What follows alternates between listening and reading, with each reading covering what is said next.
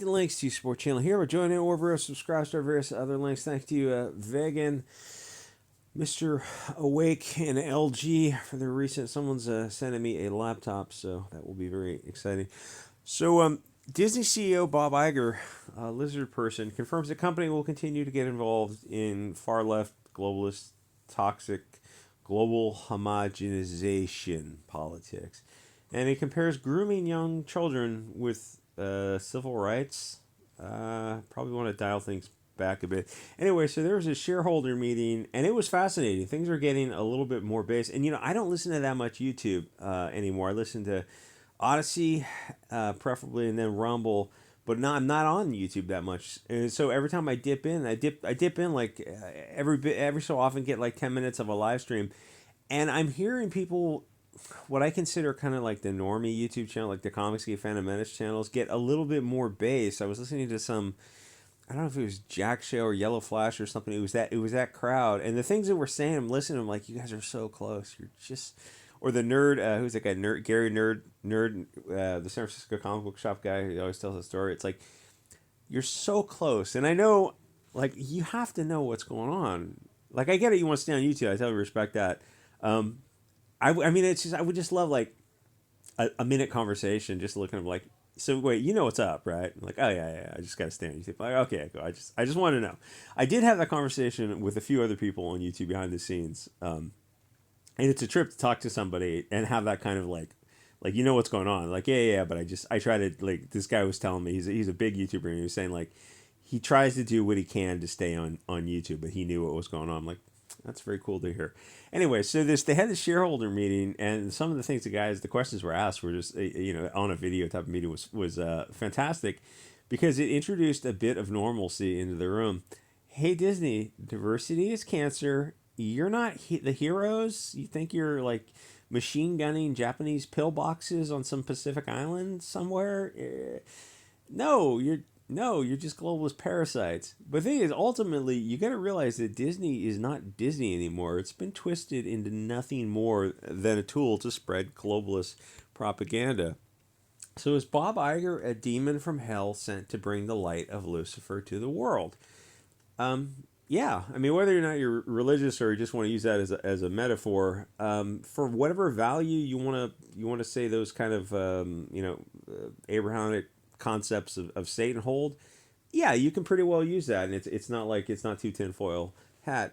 We're at a point where both Biden and Iger are releasing tweets about how pro BLT kid they are. I mean, especially Biden, he really seems to love the kids. I mean, he loves white kids and Asian kids. He loves to sniff them, but that's about it. The other kids he doesn't sniff so much. It's kind of weird. It's kind of weird, Biden. I better not go there. Okay, so they're releasing tweets after 6 Christians were deleted the other day, and so is corporate America going to stand up for those Christians that were deleted, stand against anti-Christian hatred?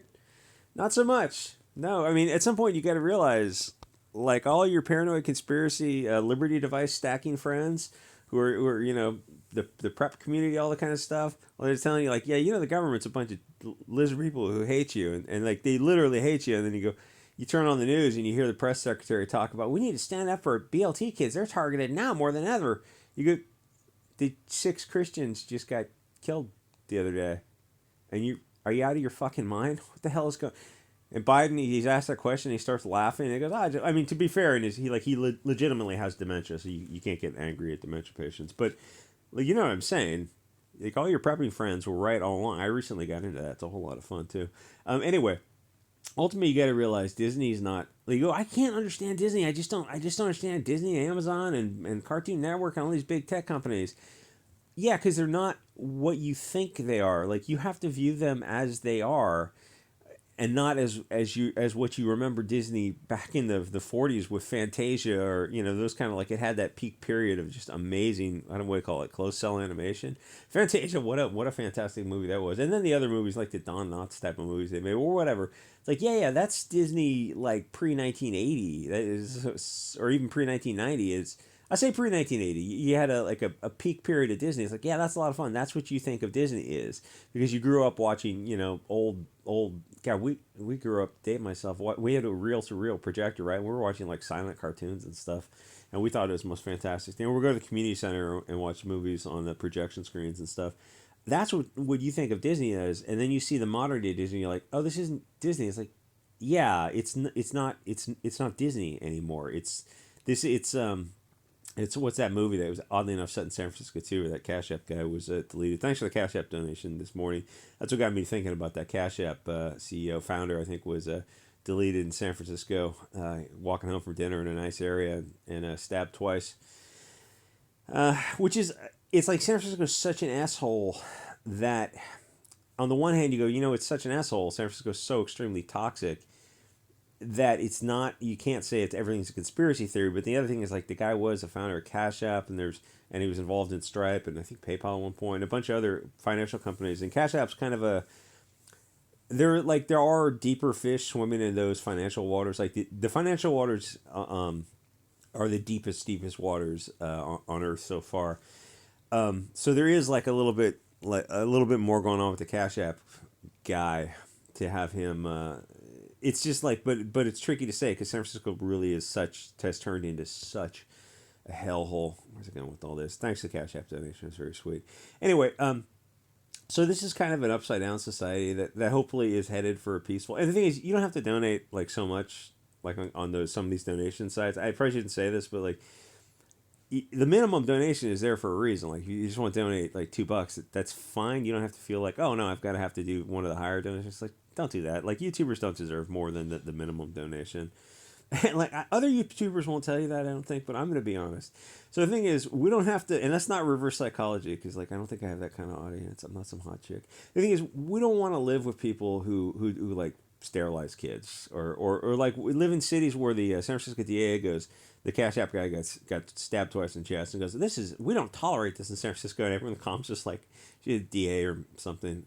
She goes, but clearly you do tolerate this in San Francisco because you catch and release. And then whenever this stuff happens in these blue cities, they go, oh, we don't tolerate this. You go, yeah, you do. You and your Soros-appointed DA tolerate this because the people who did this, when they get popped for crimes, oh, they have a long litany of a criminal history, and they get catch and release. And then, like, literally while they're on a GPS monitor, they're out doing this kind of stuff. And then you issue the tweet. Who was that Beetlejuice lady who just got replaced? But we don't tolerate this in Chicago. So shut the fuck up. You tolerate this every fucking time. Not tolerating it would mean you'd put them in prison for 1,000 years, or you give them the death penalty. That's what not tolerating it means. Is it means when someone has a long history of crime, we go, you know what? After the third crime against a person, we're going to delete you after legal due process. That's what not tolerating it means. Like, yeah, you know what? We're not going to tolerate evil. Property crimes, we'll give you some leeway, some diversion. Like, tell you what, 2 property crimes, we don't want that on your record. If you want to turn your life around, fair enough. We'll give you diversion, community service, 12-step program, because usually there's alcohol involved in that kind of stuff. We want you to turn your stuff around. Crimes against a person, like a robbery, is a crime of threat of force against. It's like a larceny, but against the person. We're gonna give you like 2 strikes on crimes against a person, and you're gonna do time for that, like real time, not released on good behavior. Or if you get 10 years, you're out in 2 years. No, real time. That's what not tolerating crime means. Like, oh, we couldn't possibly do it to the marginalized and oppressed and otherkind and disenfranchised on all the Saul Alinsky Frankfurt School globalist talking points. Well, then you're going to get more of it. Yeah, that's right. We're going to get more of it and then issue press releases where we say don't tolerate it. Like, aha, we're getting so close, aren't we? You know, hey, Stack, is this, like, I'm just, like, too much for you two? White rice and whatever the standard Liberty thing you're into. But white rice is good too. Water filter, whatever. Thing is, it's like it'd be better, obviously, at this point to just separate. I know this Disney video is doing a lot of heavy lifting, but it's all related. It's all like pop culture is very closely related. It's all the same. It's all one facet of the same crystal.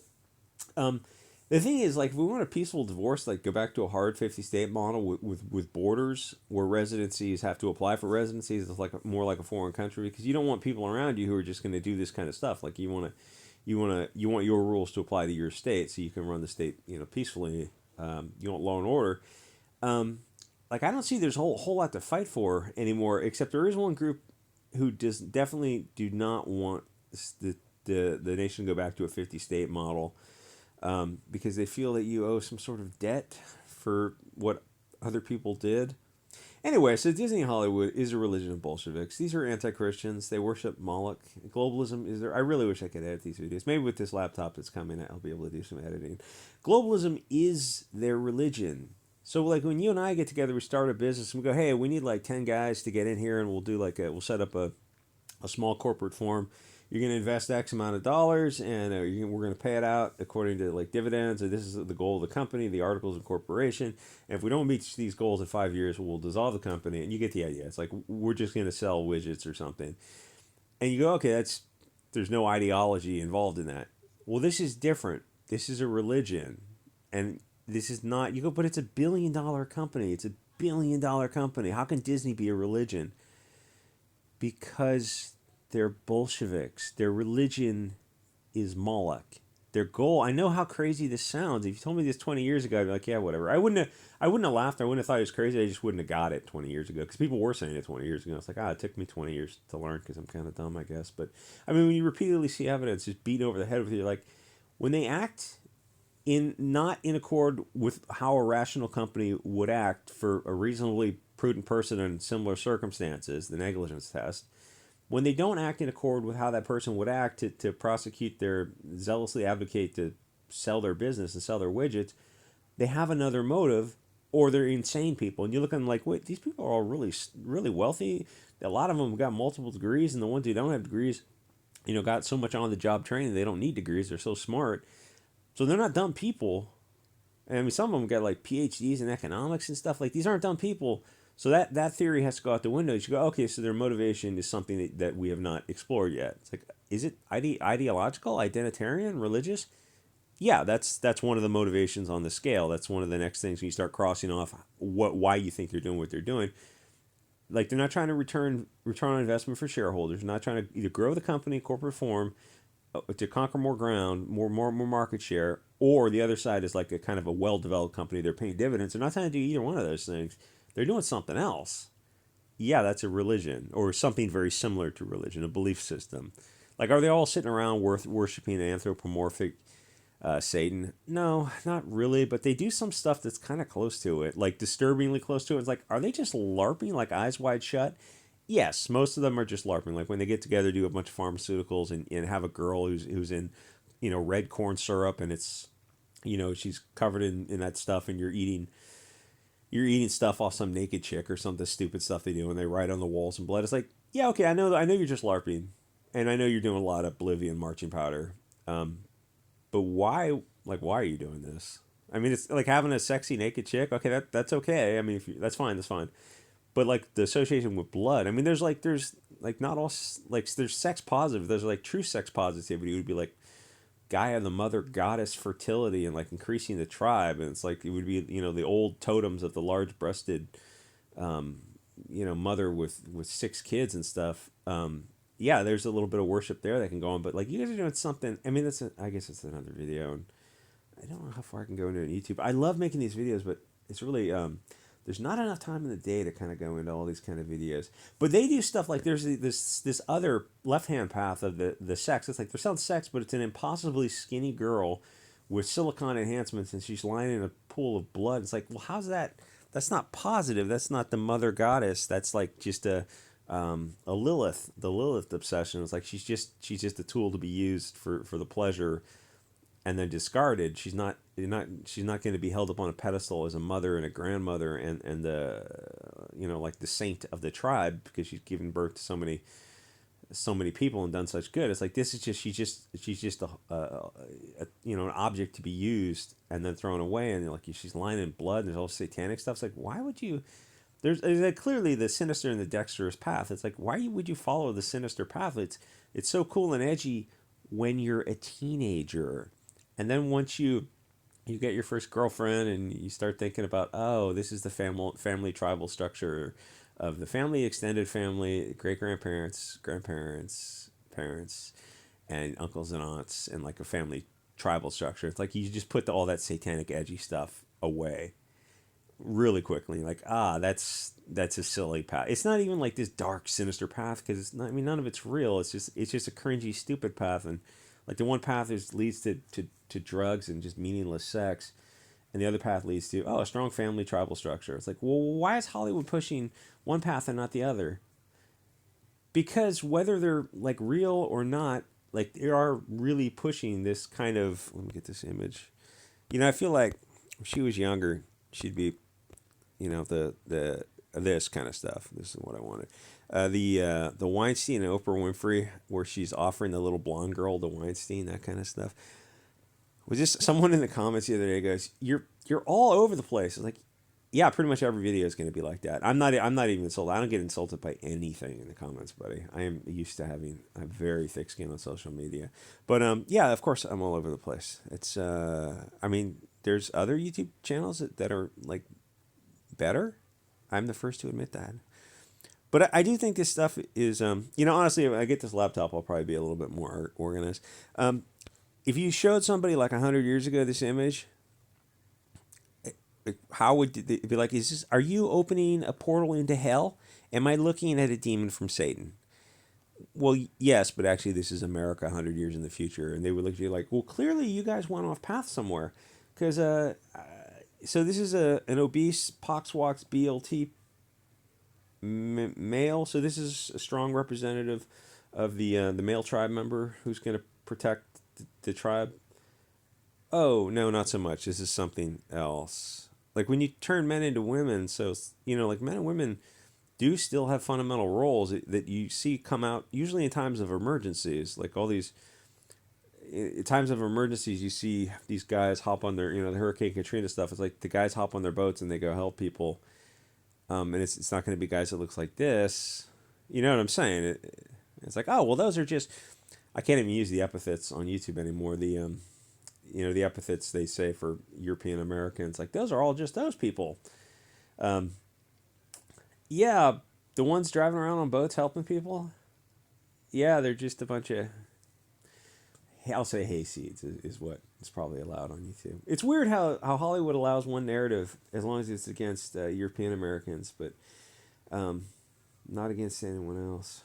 Kind of weird. I mean, it's not weird. It's like once you see it, and then you really see it, and then you just like, can I take these sunglasses off? No, it's just a one-way trip. They don't come off. Anyway, like, comment, subscribe. See you guys on the next episode.